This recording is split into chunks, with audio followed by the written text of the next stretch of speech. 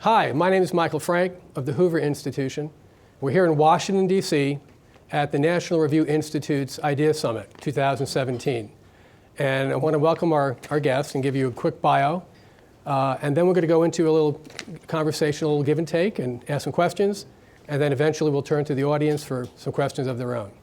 So, Carly Fiorina, born in Austin, Texas, and at a young age moved around quite a bit.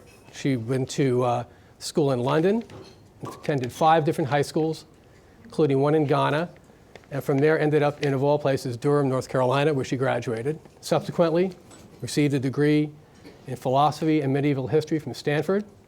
She eventually received an MBA from the University of Maryland and a Bachelor of Science from MIT. She started her career at AT&T as a management trainee, I guess a secretary in some ways, we refer to it. She moved up to become the first senior vice president, female senior vice president at AT&T. She eventually became the head of Lucent Technologies, where she served as the head of that until 1999, when she became the first female CEO of Hewlett-Packard. And she served there for a number of years until she left and decided to go, among other things, into politics. She ran for the Senate in California in 2009. And for a Republican in California, she did a remarkably good job. She ran a very principled campaign and held her opponent to 52% and stood very well for, given the kind of state California unfortunately has become for conservative candidates. In 2016, as we all know, she ran for president, and she's here with us tonight. So, Carly Fiorina, welcome to Uncommon Knowledge. So, I actually did start as a secretary before AT&T. Okay. So. It wasn't a so-called secretary. It was a real secretary. Okay. It's an incredible success story, and I think everyone who knows about it admires you for what you've accomplished. So I thought what I'd start off doing is ask a little bit about the campaign. It was nasty and brutish. It was rude in many cases. You were on the receiving end of a lot of very, I think, horrible comments. Including mostly, if not entirely, from our current president. Yet in September of last year, you endorsed Donald Trump when he was candidate for president. And I thought I'd just ask you to elaborate a little bit. What went on internally with you? You had probably some kind of cost-benefit analysis of what to do in that situation. You probably weighed different factors. Could you just walk us through maybe how you came to that conclusion and your thinking on it? And then we'll ask you a little bit about where you think the new president is today, 8 weeks into his presidency. Well, first let me say that, yes, there's a lot about a political campaign that's, to use your terms, nasty and brutish, and people say some pretty nasty things. Honestly, many people said nasty things, including, as I recall, Emily's List called my candidacy an offense to women. I think because I'm pro-life. So that's sort of the way politics is in many cases. But I have to say that one of the things that I knew going into politics is that people would say nasty things. And I've been a controversial person in the past. People have said nasty things in the past, so it didn't scare me. And whatever people said about me, including our president, didn't impact my judgment of what was important in this race. To me, what was important in this race, among other things, is that Hillary Clinton not get to the White House, where she could continue Obama's policy. And it was a pretty clear choice. I mean, yes, I had my differences with nominee Trump. I have my differences of opinion with our President Trump. On the other hand, when the choice is as clear as it was, there is no choice. Hillary Clinton couldn't be president. Well, could you maybe elaborate a little bit on what you saw being at stake if there were President Clinton in the White House? Well, first, when I announced my candidacy for the presidency, I reminded people that Gallup has been asking a very specific question of the American people for decades. Do you think the federal government is incompetent and corrupt? And 80% of the American people say yes. 80% of us think the federal government's incompetent and corrupt, which means that Republicans, Democrats, Independents, we all kind of agree on that. Well, if you think you want more incompetent, corrupt government, then please vote for Hillary Clinton, because clearly that's what she would have brought. More politics, more corruption, more big government, more failed progressive policies. And having spent 12 years in California, I know that policies, wrong-headed policies, can destroy an economy, can destroy livelihoods, can destroy industries, can destroy families, because I saw it over and over again in California. So let's talk a little bit about some of your experiences with voters when you were campaigning, because I think that gives you a unique insight into what probably was going on. As we all know, there were very, very few people who were not surprised at some aspect of what happened November 8th. But you spoke in dozens of states before thousands, if not tens of thousands of people. You probably listened to a lot of their questions about things that were of great concern to them. They wouldn't ask, the question usually was their number one concern if they had a chance to ask a candidate like you a question. So what were you picking up from the voters? Did you sense that there was something big going on in the electorate? And could you maybe elaborate a little bit for us on that? So in addition to 80% of the people thinking the federal government's incompetent and corrupt, 80% of Americans think that professional politicians care more about their own prestige, power, position, and privilege than on getting the people's work done. So if that's what people think, and it is what people think, then what are they looking for? They're looking for real change. The level of frustration, the feeling of helplessness that so many people had to actually impact the things that were impacting them. I got engaged in politics when I figured out that politics and politicians and the policies they pursue impact everybody's life, whether folks are engaged in it or not, and that's what I heard. I also heard and came to understand in a much deeper way that politics is personal. You know, Tip O'Neill used to say all politics is local. Actually, I think all politics is personal, very personal. People make personal decisions based upon what is going on in their life. And so when the majority of Americans decide it isn't working anymore, it's not working for me, I feel a growing sense of helplessness and powerlessness over the things that are going on in my life, then what do? You vote for change. And if necessary, you roll the dice to get that change. And I think it's fair to say that the American people were prepared to roll the dice and say, we're going to do something different now. There's been a lot of talk about a few books that before the election were written and picked up on some of what we think explains the election. So Hillbilly Elegy by J.D. Vance, who I believe is here tonight, is one of those books. He grew up in Kentucky and Ohio in a sort of an Appalachian background, and he surmounted a lot of different obstacles to, now he works in Silicon Valley. He's an attorney, graduated eventually from Yale Law School, had very loving grandparents, and went to, and served in the Marines. Charles Murray's famous book, Coming Apart, chronicled that in a kind of a sociological, social science way, with a lot of data points about the growing gap between Americans who have a lot of privileges in education and accomplishments and those who don't, and just trend lines going back 50 years. And even before that, Bowling Alone by Robert Putnam chronicles sort of the decline of civil society. And were you picking up on that sort of angst, that sort of, that famous study by Angus Deaton and Ann Case about the reversal of mortality in white Americans between 45 and 54, they're actually going in the wrong direction due to things like opiate poisoning and liver failure and so on. Were you picking up a sense of desperation, or were you picking up any of that when you looked at it on election day led to all kinds of 60, 70% margins in, I think, 2,500 counties out of the 3,100 in the country? The short answer is yes. Mm-hmm. We lost a daughter to addiction. And so I know more than I would care to, honestly, about the addiction crisis in this country, just to pick that as an example.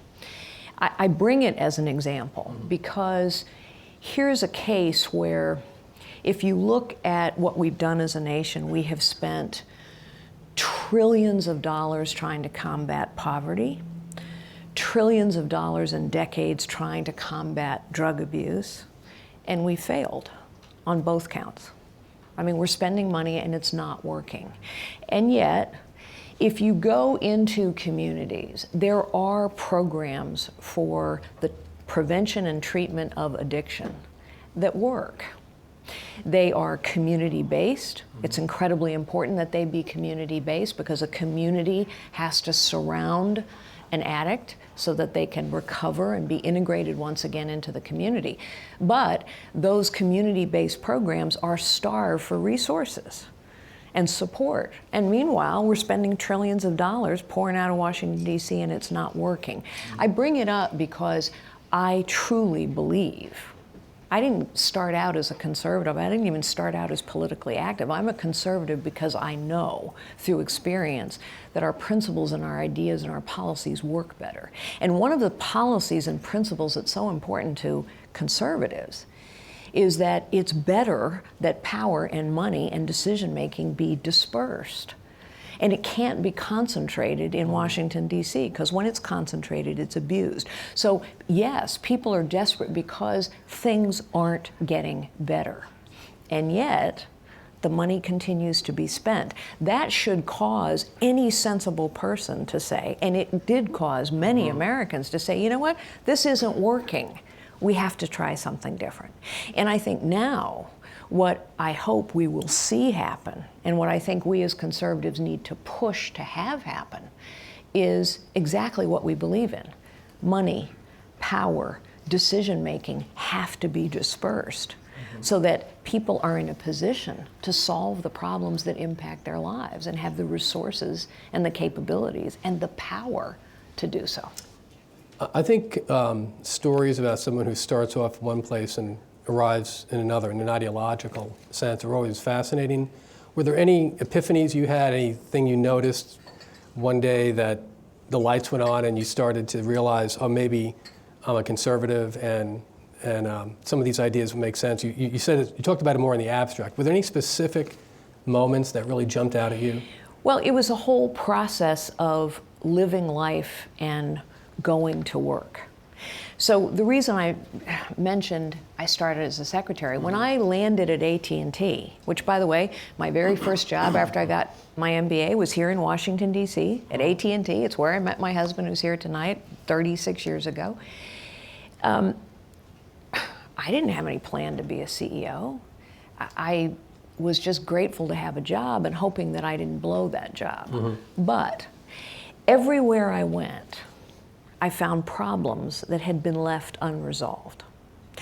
And everywhere I went, I found people who actually knew how to solve the problem, but they'd never been asked. What I discovered over and over and over again is that everybody has more potential than they realize, including myself.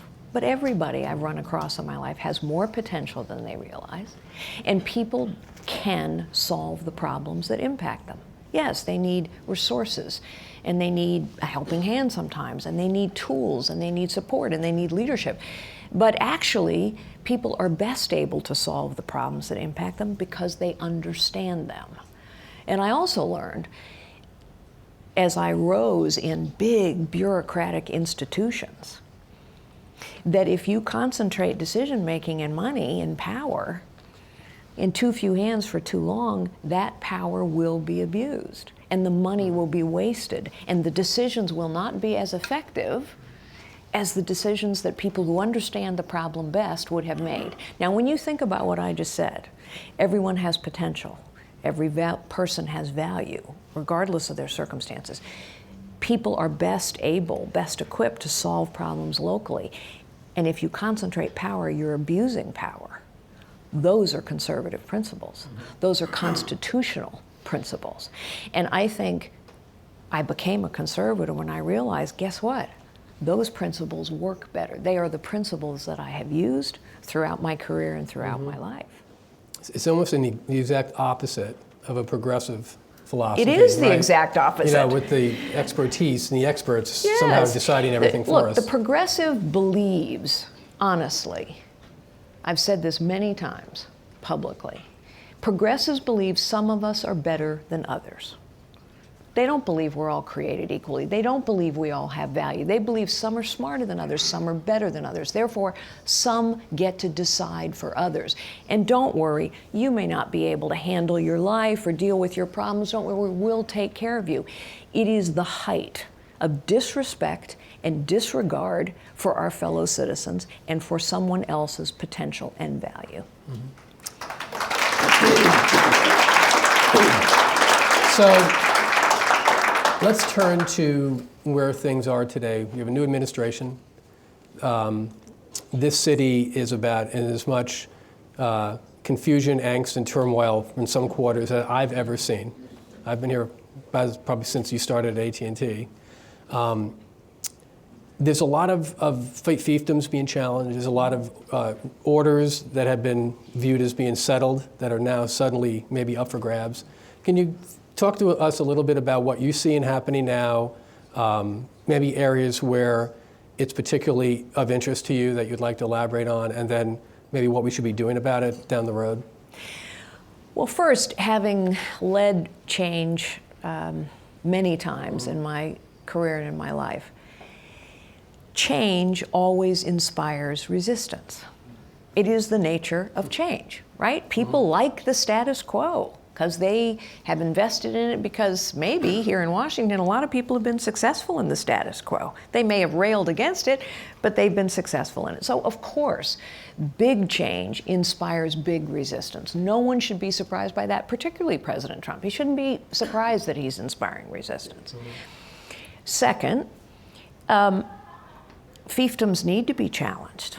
I mean, that's the only way change happens.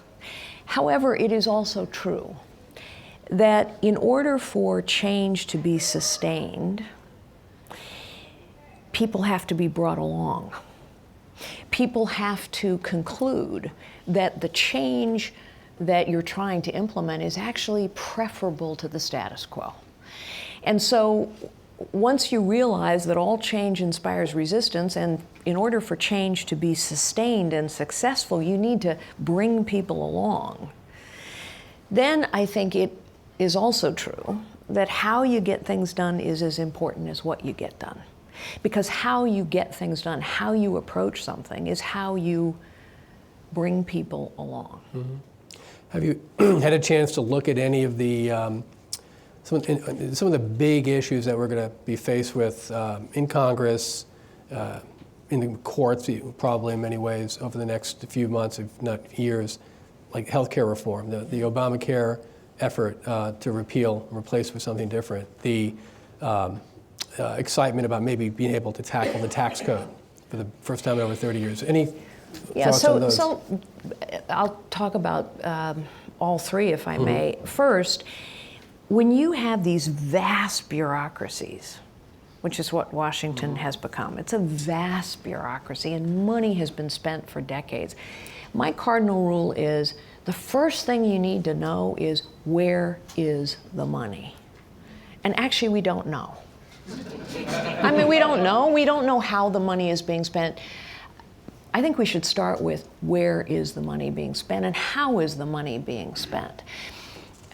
So I would like it if one of the first things that happens is a full accounting of where taxpayer money is being spent. I also know from experience that, by the way, there's an opportunity to save money absolutely everywhere, including the Pentagon. And I also know, as much as I support increased military spending, and I do, I also know that if you throw money too fast at something, a lot more money is going to get wasted. You have to be thoughtful and careful about how money gets spent. So I think we need a mindset that literally every program and every dollar spent has to be justified. Secondly, with regard to tax reform, which I think is vital, it's not just the rates that need to go down. Of course the rates need to go down. It's ridiculous that we have the highest business tax rate in the world. But we have to simplify it dramatically. You can't have a 76,000 page tax code, which is what we have. And here's the thing. Complexity always favors the wealthy, the rich, the connected, the big. Complexity favors big companies over small companies because they can handle the complexity. They can hire the accountants, the lawyers, the lobbyists. Complexity favors the wealthy because they can hire the accountants and the lawyers, and the middle class and the poor cannot. Complexity favors entrenched interests.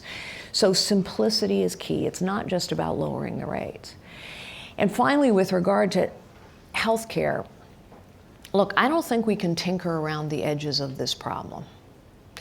Healthcare is a mess, and it's a mess because government and the insurance companies have colluded for decades. We used to do it at a state level. It was state governments, state regulators who colluded, I know I'm using a strong word, colluded with insurance companies to prevent competition. We created regulated oligopolies in 50 states, so that in California, only 4 or 5 companies can compete for your business. All we did with Obamacare was nationalize that collusion. Now we have one big national collusion. And unfortunately, I think the current piece of legislation is tinkering around the edges of that problem.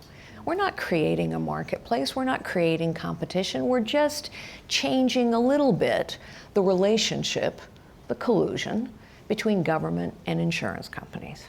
So in my view, you can't tinker around the edges, you gotta repeal this thing, and you actually have to create vibrant markets for health insurance, which we have not had for 50 or 60 years.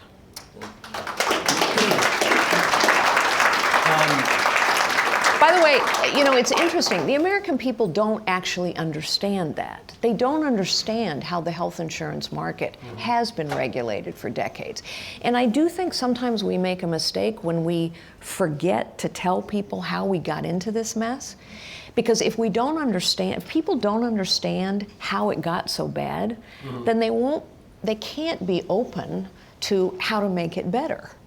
So I think sometimes we have to take the time to explain to folks how we got into this mess. It's hard to get voters to agree to solve a problem that they don't understand even exists. Absolutely. Right? They know they're frustrated, like you said earlier. That's right. But the source of it. And they also have gotten used to politicians not keeping their promises. But they clearly heard 2 promises. President Trump said, I will not touch Medicare and Social Security. Now, we can disagree about whether it was smart to do it, but he promised that, and people heard that. But they also heard Republicans promise for years, we will repeal Obamacare. They heard those 2 promises. Right. Drawing upon your business world experiences and thinking about what's been happening since Inauguration Day with executive orders to address certain regulatory initiatives of the last administration. Congressional Review Act moves on the floor of the House and Senate to actually repeal some of those regulations. What kind of approach should be the best for the regulatory state, the administrative state? It's gotten as large, some estimates are $2 trillion a year, almost as large as the tax code. How would you address those kinds of issues? And what do you think the President and Congress should be doing in that front? Well, first, of course, I heartily applaud the repeal of many regulations. On the other hand, I also think that governing by executive order is inconsistent with what works best. I thought that under Bush, I think thought it under Obama, I think it under Trump. So I hope that governing through executive order is not sort of the modus operandi. I think in order to take apart the regulatory state, just as to vastly simplify the tax code, we have to change the mindset in a dramatic way. So let me illustrate what I mean. I think you need a new rule in place. My suggestion would be every single regulation on the books will be sunsetted in 2 years unless someone can prove that we have to keep it. In other words, change the burden of proof. Just like I would change the burden of proof in the tax code. Close every loophole, close every loophole, lower every rate. So that the burden of proof suddenly is on people who say, no, no, no, we need this particular loophole, but all these others can go. The reason I say that, it's so kind of basic, but the way Washington works, if you put something in the tax code, it stays forever. And the burden of proof is on people to say it has to go away. If you get a regulation passed, it stays forever. And the burden of proof is on those who say we don't need it anymore. We have to turn around the burden of proof. That could be done by executive order. Guess what? Everything goes away.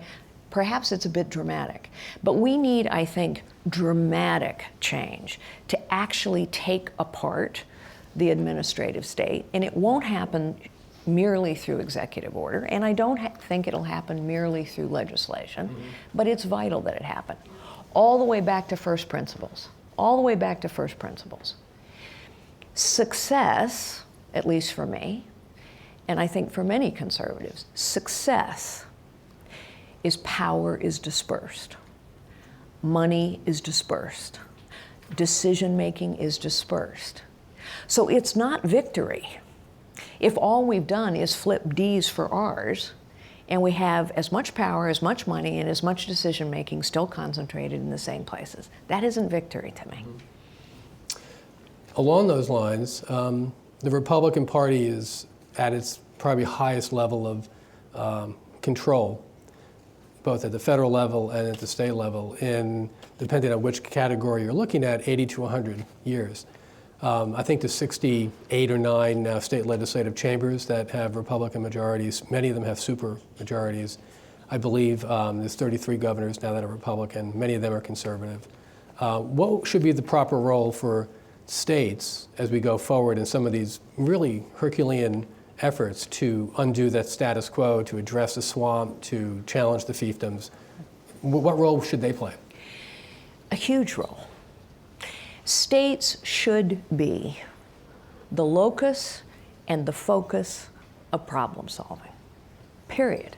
They should be the locus and focus on problem solving on so many of these issues. Why? Because they're closer to the problems.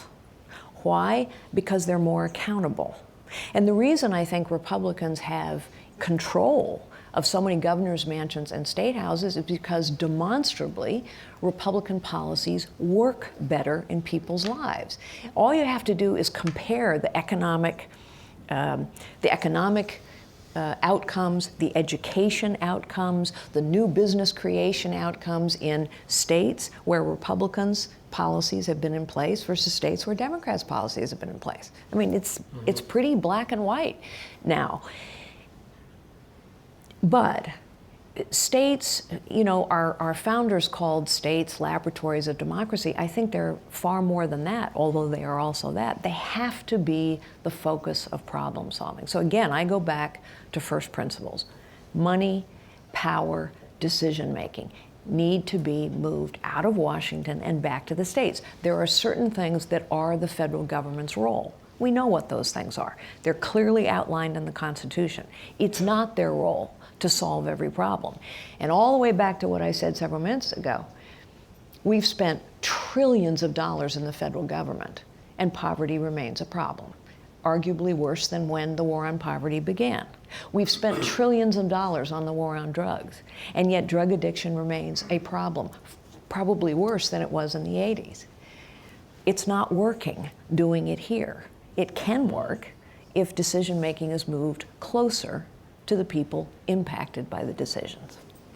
I believe the poverty rate at the beginning of this year was 1/10 of a point higher than it was at the very, very beginning of the Great Society. So, well, and yeah. you know, I have paid a visit in 2008. I paid a visit to the West Virginia town where Lyndon Baines Johnson famously stood on the front porch and declared the war on poverty. And I want to tell you what, that is a desperate community. And all of these decades later, and these trillions of dollars later, the desperation remains. So it's pretty clear this isn't working. And that is why conservatives, I think, have to continue to be very focused on our principles, because our principles work better, and land them in people's lives. Along those lines, this conference has spent a lot of time looking at different elements of populism, nationalism, how some of the right of center forces are starting to maybe look at things a little differently or realign differently. Any thoughts about the possibilities, the potential for going in a more populist direction, the threats, the dangers of that, and maybe where we fit in America relative to what's going on mostly in the European countries that have seen different variants of these same kind of things, everything from Brexit to Le Pen and so on, emerge in recent years? Is it all connected? Well, I tend to shy away from political buzzwords. I mean, I know this town is obsessed with them, but I think people hear all kinds of things in a term. They hear all kinds of things in the word conservatism. They hear all kinds of things in the word populism. That's why I tend to define what I mean by conservative. Every life has value and potential, regardless of circumstance or appearance. People can solve problems that impact them. Power concentrated is power abused. It's why I tend to spell it out. So let me tell you what I think is going on. All politics is personal. People assess their lives, and in this country, too many people assess that their lives aren't getting better. In fact, they have assessed their lives are getting worse, and they feel as though people are not paying attention to that. I mean, we've talked about many kinds of desperation, but I can remember, you have stories, you have people you meet along the way. I remember in particular a veteran, more than one, strong fighting men who would come up to me with tears in their eyes and talk about how helpless they felt because they couldn't navigate their way through the Byzantine bureaucracy of the Veterans Administration. And I also would talk to veterans who would say, I want to help my fellow veteran. I figured it out. I don't know if that's called populism or nationalism, but I think what it is frustration with a government and a political class that hasn't addressed that need, despite many promises over decades to do so. I think people are anxious about the incredibly rapid global changes that are going on. Those global changes aren't going to stop. It's driven in large measure by technology. Those changes aren't going to stop. It is true today that any job can go anywhere, money can go anywhere, ideas can go anywhere. That reality isn't going to change. But in that reality, it is even more vital that we put policies in place that reward job creation, that reward innovation and risk-taking, that make it easier to start a business, not harder. In other words, we've had in place for too long a set of policies that, knowing all the changes that are going on in the world and that make people anxious, make it harder for our nation to compete, not easier. That makes no sense at all. Brexit was completely rational. I mean, I don't know if you call it nationalism or populism, but when voters say 60 or 70% of my elected representatives' time is being spent answering bureaucrats in Brussels, what the heck? This makes no sense at all. Let's get out. It's a very rational response. And when people see, look, I think most people are good people and trying to do the best they can. I mean, yes, there's evil in the world, but most people aren't. Most people are good, and they're trying to do the best they can, and most people are warm-hearted and generous. They really are. But it's also true that people get anxious and scared when it feels as though we care more about someone who hasn't even come to the country yet than the people who are already here.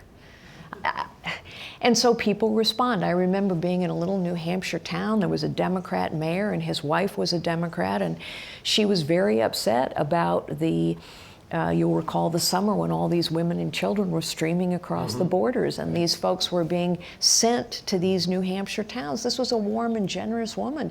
But she said, you know, we're not taking care of the children in our own town, and we can't bring even more in, although I feel very sorry for them. I think those are pretty rational responses. When people make judgments about what's in someone else's heart based upon their appearance or where they come from, that's where I draw the line. I think trying to make sure that you can take care of yourself and your family, that's pretty rational and pretty understandable. Speaking of your heart, you have a foundation, I believe.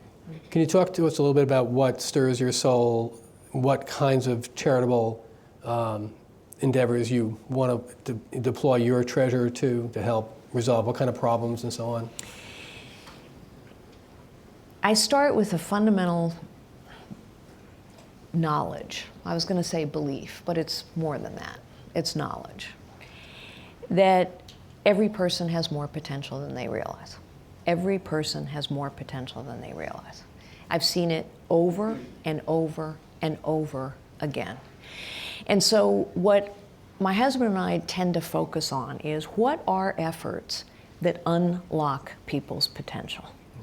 So we got very engaged in microfinance. I was privileged to serve as the chairman until I declared my candidacy for the presidency, chairman of the largest private microfinance organization in the world. Microfinance is as you all are probably aware, is when you extend lines of credit to people who are in desperate poverty. People are not poor because they're stupid. They're not poor because they lack ambition. They're not poor because they lack potential or talent. In many cases, they are poor because no one will take a chance on them.